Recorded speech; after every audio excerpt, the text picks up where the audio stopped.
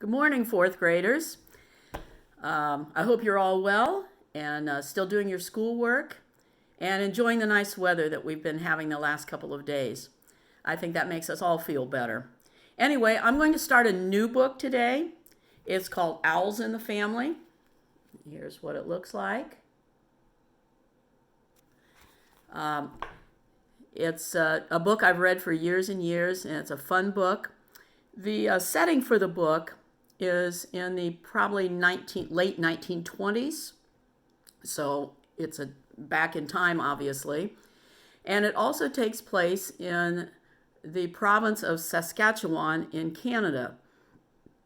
If you would, get a map out and look up Saskatchewan, and you can see where that is. The name of the town is Saskatoon. So at any rate, I'm going to get started, and I hope you enjoy it. Chapter 1. One May morning, my friend Bruce and I went for a hike on the prairie. Spring was late that year in Saskatoon, Saskatchewan. Snowdrifts still clung along the steep banks of the river in the shelter of the cottonwood trees. The river was icy with thaw water, and as we crossed over the railroad bridge, we could feel a cold breath rising from it. But we felt another breath, a gentle one, blowing across the distant wheat fields and smelling like warm sun shining on soft mud. It was the spring wind, and the smell of it made us walk faster. We were in a hurry to get out of the city and into the real prairie where you can climb a fence post and see for about 1,000,000 miles. That's how flat the prairie is. The great thing about Saskatoon was the way it ended sharp all around its edge. There were no outskirts to Saskatoon. When you stepped off the end of the railroad bridge, you stepped right onto the prairie, and there you were, free as gophers. Gophers were the commonest thing on the prairie. The little mounds of yellow dirt around their burrows were so thick sometimes, it looked as if the fields had yellow measles. But this day, Bruce and I weren't interested in gophers. We were looking for an owl's nest. We had decided we wanted some pet owls. And if you want pet owls, you have to find a nest and get the young ones out of it. So we headed for the nearest of the clumps of cottonwood trees that dot the prairies, and which are called bluffs out in Saskatchewan. Ground was spongy under our sneakers, and it squooshed when we hit a wet place. A big jackrabbit bounced up right under my feet and scared me so much I jumped almost as high as he did. And as we came nearer the bluff, 2 crows came zooming out of it and swooped down on us, cawing their heads off. Bluffs are funny places in the spring. The cottonwood trees shed a kind of white, fluffy stuff that looks like snow. Sometimes it's so thick it comes right over the top of your sneakers, and you get a strange feeling that you really are walking through snow, even though the sun on your back is making you sweat right through your shirt. Now, we have cottonwood trees around Anna, too, and maybe you have one close to where you live, and it's that white, fluffy stuff that comes off of it in the spring. So, anyway, we do have them here also. We walked through this bluff, scuffing our feet in this cottonwood snow and stirring it up in clouds. We kept looking up, and after a while, sure enough, we saw a big mess of twigs high up in a poplar. "All right," Bruce said to the 2 crows which were swooping and hollering at us. "If you want me to snitch your eggs, I will." With that, he handed me his haversack, which today we would call a backpack, and began to shinny up the tree. It was an easy climb because cottonwood poplars always have lots of branches. When he got to the nest and looked into it, I yelled up at him, "Any eggs?" Bruce grinned, but he wouldn't answer. I could see him doing something with his free hand, the one he wasn't holding on with, and I knew there were eggs there all right. I watched, and sure enough, he was popping them into his mouth so he could carry them down out of the tree. We always carried eggs down out of the trees that way. The only thing was, crow's eggs are pretty big, and if you have to stuff 3 or 4 of them into your mouth, it nearly chokes you. Bruce started to climb down. When he got about 10 feet from the ground, he stepped on a rotten branch. Poplar branches are always rotten near the ground, and you have to watch out for them. I guess Bruce forgot. Anyway, the branch broke, and he slid the rest of the way and lit on his seat with a good hard bump. All the eggs were broken, and Bruce was spitting out shells and eggs all over the cottonwood snow. I got laughing so hard I couldn't even talk. When Bruce got most of the eggs spat out, he came for me and tackled me, and we had a fight. It didn't last long because it was too hot to really fight. So Bruce ate a sardine sandwich to get the taste of crow's eggs out of his mouth, and then we started across the prairie again to search through other bluffs until we found an owl's nest. I guess we searched about 100 bluffs that morning, but we never saw an owl. We were getting hungry by then, so we made a sort of nest for ourselves on the ground out of the poplar snow and branches. We curled up in it and opened our haversacks.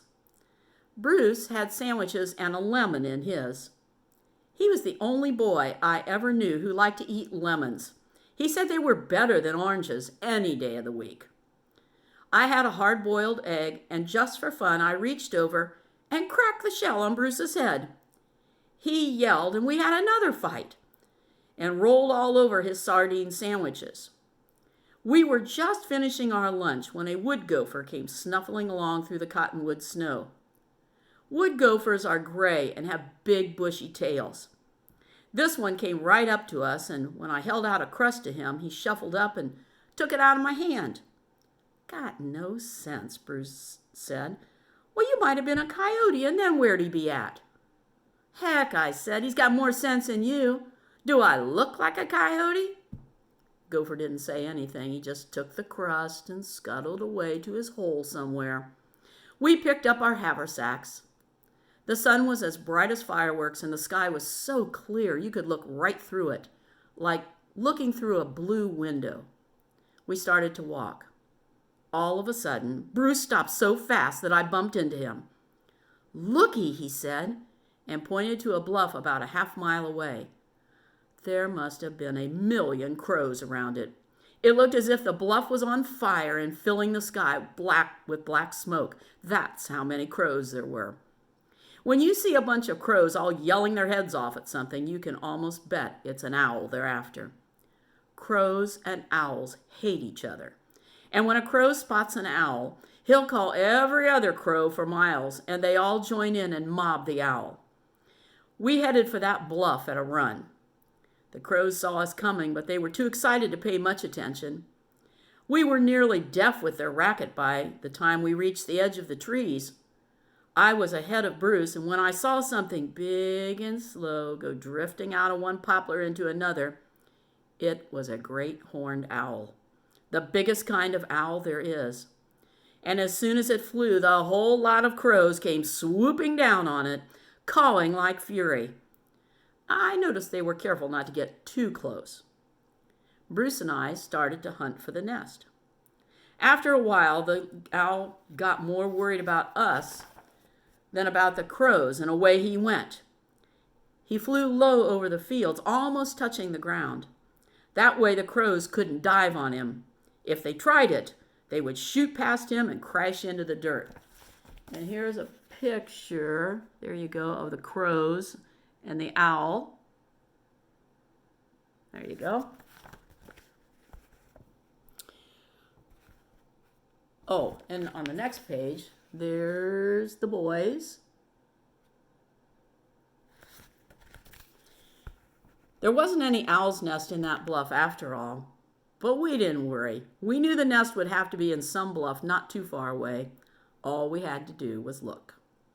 We looked in different bluffs all afternoon. We found 7 crow's nests, a red-tailed hawk's nest, and 3 magpies' nests. I tore the seat out of my trousers climbing to the hawk's nest, and we both got Russian thistles in our sneakers, so we had sore feet. It got hotter and hotter, and we were so thirsty I could have eaten a lemon myself, except that Bruce didn't have any more. It was past supper time when we started back toward the railroad. By then we were pretending we were a couple of Arabs lost in the desert, Our camels had died of thirst, and we were going to die too unless we found some water pretty soon. Listen, Bruce said, there's an old well at Haltane Corner. If we cut over past Barney's Slough to the section road, we can get a drink. Too late, I told him. Goodbye, old pal, old sheik. I am doomed. Go on and leave me lay. Oh, nuts, said Bruce. I'm thirsty. Come on, let's go.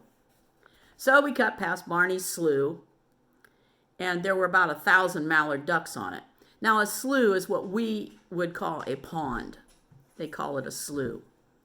They all jumped into the air as we went by, and their wings made a sound like a freight train going over a bridge. Wish I had my dad's gun, said Bruce. But I was wondering why on prairies they call lakes and ponds sloughs. I still don't know why, but that's what they're called in Saskatoon. There was one big bluff between us and Haltane Corner. It was too far to go around it, so we walked right through it. Anyway, it was cooler in among the trees. When we were about halfway through, I spotted a crow's nest in a big old cottonwood. Bet it's empty, I said to Bruce. The truth was I was just too hot and tired to climb any more trees. Bruce felt the same way and we walked past. But I took one last look up at it, and there, sticking over the edge of the nest, was the biggest bunch of tail feathers you ever saw. My heart jumped right into my throat, and I grabbed Bruce by the shirt and pointed up. It was a great horned owl, all right. We kept as quiet as we could so as not to scare her. And then we looked around the bottom of the tree. There were bits of rabbits and gophers and lots of owl pellets. Because when owls catch something, they eat the whole thing, bones and fur and all. And then after a while, they burp and spit out a ball of hair and bones. That's an owl pellet. By gang, we found it, Bruce whispered. I found it, I said. Okay, said Bruce, you found it then. So how about you climbing up and seeing how many young ones are in it? Nothing doing, old pal, I replied. I found the nest, so if you want one of the owlets, you climb up and have a look. Neither of us was keen to climb that tree. The old owl was sticking close to her nest, and you can't always tell how fierce an owl is going to be. They can be pretty fierce sometimes. Say, said Bruce after a while, why don't we just leave her be for now? Might scare her into leaving the nest for good if we climbed up. What say we get Mr. Miller and come back tomorrow? Mr. Miller was one of our teachers. Bruce and I liked him because he liked the prairie too. He was a great one for taking pictures of birds and things. We knew he would be crazy to get some pictures of the owl, and Mr. Miller never minded climbing trees. Sure, I said, good idea. We went off to Haltane Corner, got a drink of water that tasted like old nails out of the broken pump. Then we walked on home. That night I told Dad about the owl's nest, and he looked at Mother, and all he said was, "Oh no, not owls too." Chapter 2. The reason Dad said, "Oh no, not owls too," was because I already had some pets. There was a summer house in our backyard, and we kept about 30 gophers in it. They belonged to Bruce and me and to another boy called Murray. We caught them out on the prairie using snares made of heavy twine. The way you do it is like this. You walk along until you spot a gopher sitting up beside his hole. Gophers sit straight up, reaching their noses as high as they can so they can see farther. When you begin to get too close, they flick their tails, give a little jump, and whisk down their holes. As soon as they do that, you take a piece of twine that has a noose tied in one end. A noose would be like a loop. And you spread the noose over the hole. Then you lie down on the grass, holding the other end of the twine in your hand.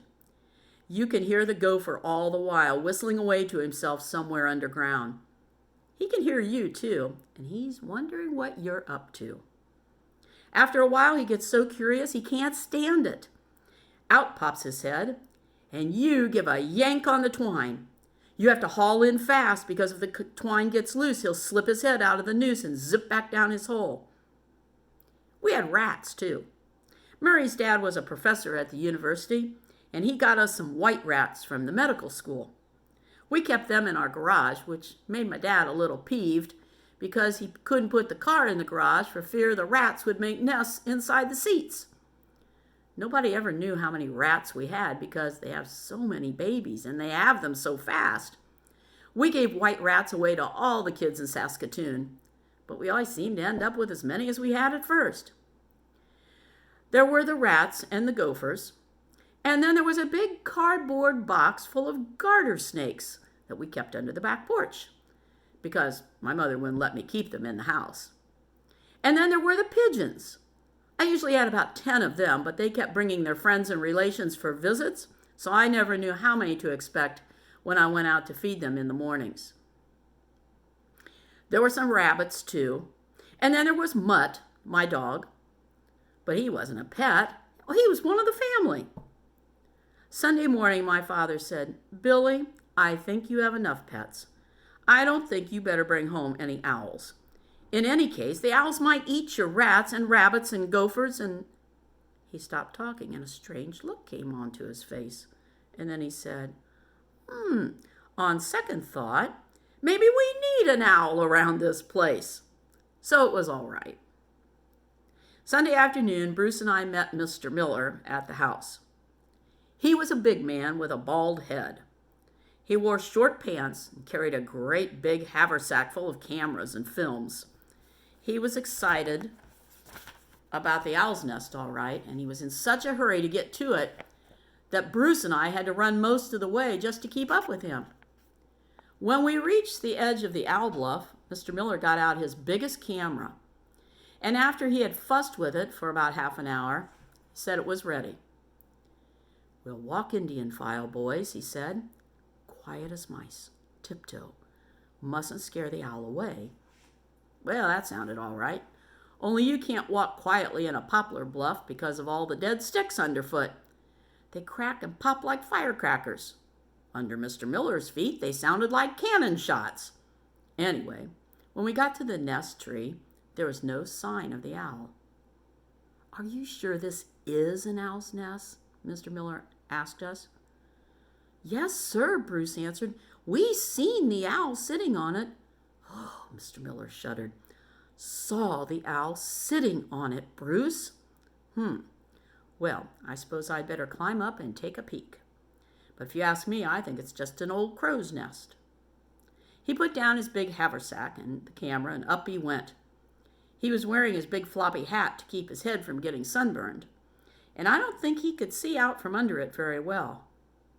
"Boy, has he got knobby knees," Bruce whispered to me. We both started to giggle. And we were still giggling when Mr. Miller began to shout. "Hoy!" he yelled. "Scat! Wooey! Hoy! Hoy!" Bruce and I ran around the other side of the tree so we could see up to the nest. Mr. Miller was hanging onto the tree with both arms, and he was kicking out with his feet. It looked as if his feet had slipped off the branch and couldn't find a place to get a hold again. Just then there was a swooshing sound, and the old owl came diving down right on top of him with her wings spread wide. She looked as big as a house, and she didn't miss Mr. Miller by more than an inch. Then she swooped up and away again. So here's a picture of Mr. Miller hanging on, and you can see the owl ready to swoop by him.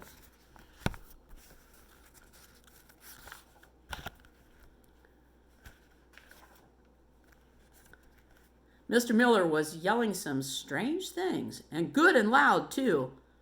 He finally got one foot back on a branch, but he was in such a hurry to get down that he picked too small of a branch. It broke, and he slid about 5 feet before his belt got caught on a stub. While he was trying to get loose, the owl came back for another try. This time she was so close that we could see her big yellow eyes, and both Bruce and I ducked. She had her claws stuck way out in front of her. Just as she dived toward him, Mr. Miller, who couldn't see her coming because of his hat, gave a jump upward to get free of the stub. The result was that the owl couldn't miss him even if she wanted to. Oh, there was an awful flapping and yelling, and then away went the owl with Mr. Miller's hat. I don't think she really wanted that old hat. It was all Mr. Miller's fault for jumping up at the wrong time. The owl seemed to be trying to shake the hat loose from her claws, but she couldn't because her claws were hooked in it.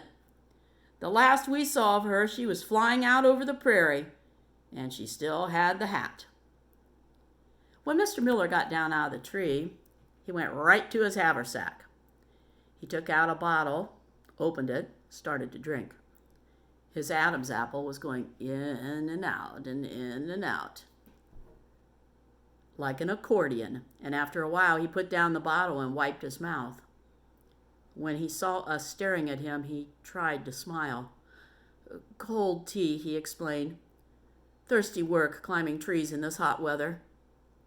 "It was an owl's nest, wasn't it, sir?" asked Bruce. Mr. Miller looked at him hard for a moment. Then, "Yes, Bruce," he said, "I guess it was." There was one thing about Mr. Miller. You couldn't stop him for long. Now he explained to us that it was probably a bad thing to climb to the nest because it would disturb the owls too much. He had a better idea. He took a hatchet out of his haversack and we set to work building something he called a blind. Those of you fourth graders who are hunters know what a blind is, I think. I know they use them for hunting. What this was really was a little tent fixed on a platform of sticks high up in another tree but close to the owl tree. It took a couple of hours to build the blind. Bruce and I went scrounging for pieces of wood, and when we brought them back, Mr. Miller hauled them up the chosen tree with a rope and nailed them into place. When he had a platform built, he hauled up the tent. The tent had a round hole about as big as your fist in front of it. That was for the camera. According to Mr. Miller, you could hide in the blind and stay there until the owl thought everything was safe. And then when the owl came back to her nest, you could take all the pictures you wanted, and she would never even know about it. "He sure must think owls are dumb," Bruce muttered to me when Mr. Miller wasn't near. "She may not see him, but she could see that tent if her eyes were tight shut, and I don't think she's going to like it." When the blind was finished, Mr. Miller said he was ready to try it. You boys go off for a walk," he told us. "Make a lot of noise when you're leaving. The book says birds can't count, so the owl will think all three of us have gone, and she'll never guess I've stayed up here in the blind." "Okay, Mr. Miller," I said. "Come on, Brucey, let's get going." We walked about a mile away to a little slough and started looking for red-winged blackbirds' nests. It was another nice day, and we forgot about Mr. Miller until we began to get hungry. Then we went back to the bluff. Mr. Miller was on the ground. He had just finished the rest of his cold tea, but he didn't look the least bit well. His face was awfully white, and his hands were shaking as he tried to put his camera away. The camera looked as if it had fallen out of the tree. It was all scratched, covered with dirt. "Did you get some good pictures, sir?" I asked him cheerfully. "No, I didn't," Mr. Miller said, and it was sort of a snarl. "But I'll tell you one thing. Any blamed fool who says owls can't count is a liar." On the way home, Mr. Miller finally told us what had happened. About an hour after we went walking, the owl came back. She lit on her nest, and then she turned around and took a good long look at the little tent, which was on a level with her and only about 6 feet away. Mr. Miller was busy inside the tent focusing his camera and getting ready to take the owl's picture when she asked, "Ooh, ooh, ooh," and took one leap. And the next thing Mr. Miller knew, the front was ripped right out of the tent, and the owl was looking him in the eye from about a foot away. Mr. Miller accidentally dropped his camera, and then, of course, he had to hurry down to see if it was all right, and that was when we got back to the bluff. I guess it wasn't a very good day for Mr. Miller. but wasn't too bad for us. Mr. Miller said he had seen 3 young owls in the nest, and he thought they were about halfway grown, which meant they were about the right age to take home for pets. All we had to do now was to figure some way to get hold of them. And that's the end of chapter 2. Next time I'll start with chapter 3, obviously. And I'm going to finish today with just a couple of poems that I like, and hopefully you will too. This first one is called Backward Bill. You've heard it a million times. Backward Bill, he lives way up on Backward Hill, which is really a hole in the sandy ground, but that's a hill turned upside down. Backward Bill's got a backward shack with a big front porch that's built out back. You walk through the window and look out the door, and the cellar is up on the very top floor. Backward Bill, he rides like the wind, don't know where he's going, but sees where he's been. His spurs, they go neigh, and his horse, it goes clang, and his 6-gun goes gnab, it never goes bang. Backward Bill's got a backward pup. They eat their supper when the sun comes up. And he's got a wife named Backward Lil. She's my own true hate, says Backward Bill. Backward Bill wears his hat on his toes, puts on his underwear over his clothes, and come every payday, he pays his boss, and rides off a-smilin', a-carryin' his hoss. There's the picture of him on his hoss, or horse. All right, next poem. And maybe this would be a good thing for you to have right now since you're doing your homework at home. The homework machine. The homework machine. Oh, the homework machine. Most perfect contraption that's ever been seen. Just put in your homework, then drop in a dime, snap on the switch, and in 10 seconds time, your homework comes out, quick and clean as can be. Here it is, 9 plus 4, and the answer is 3. 3? Oh me, I guess it's not as perfect as I thought it would be. And of course, there's the homework machine. Oop. And if you look closely, you can see why it's not perfect to do your homework. And the last one that I haven't done for a while, and you're going to know it by the picture. They put a brassiere on the camel. They put a brassiere on the camel. She wasn't dressed proper, you know. They put a brassiere on the camel so that her humps wouldn't show. And they're making other respectable plans. They're even insisting the pigs should wear pants. They'll dress up the ducks if we give them the chance, since they put a brassiere on the camel. They put a brassiere on the camel. Claim she's more decent this way. They put a brassiere on the camel. The camel had nothing to say. They squeezed her into it, I'll never know how. They say that she looks more respectable now. Lord knows what they've got in mind for the cow, since they put a brassiere on the camel. And all of those poems were by Shel Silverstein, and it's in the book, A Light in the Attic. You know, Shel Silverstein's written a lot of books that you can get on the internet, and they're all fun like this one. Well, that's it for today.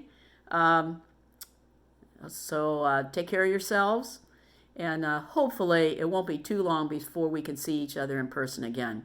Goodbye.